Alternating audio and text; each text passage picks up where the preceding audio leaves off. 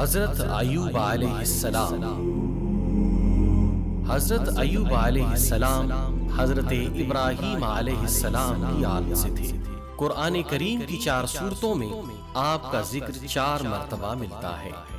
ابن عساکر کے قول کے مطابق حضرت ایوب علیہ السلام کی والدہ حضرت لوط علیہ السلام کی بیٹی تھی۔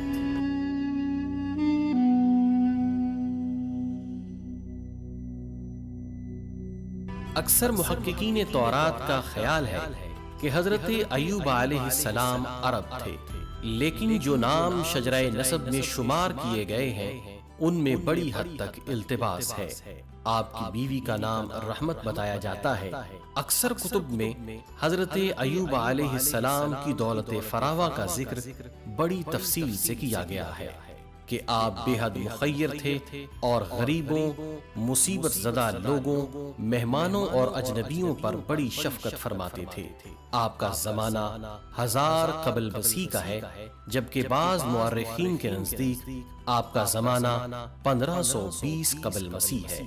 بائبل میں آپ کا نام یوباب لکھا ہے اور آپ زراح بن رسوائیل بن ایسو دوئم بن اسحاق کے بیٹے ہیں۔ ایسو دوئم اپنے والد سے ناراض ہو کر اپنے چچا حضرت اسماعیل کے پاس آ گئے۔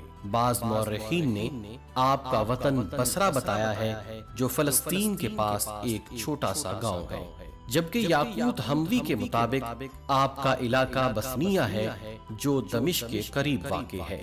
کچھ عرصے بعد آپ کی اولاد نے طاقتور قوم کی صورت اختیار کر لی، جس میں 8 بادشاہوں نے حکومت کی۔ حضرت ایوب علیہ السلام اس قوم کے دوسرے بادشاہ تھے۔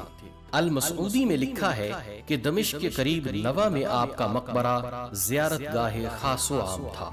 یہاں وہ چٹان اب تک دیکھی جا سکتی ہے جہاں بیٹھ کر آپ نے زمانہ ابتلا بسر کیا تھا، اور وہ چشمہ جس میں آپ غسل کر کے شفا یاب ہوئے تھے وہ بھی موجود تھا۔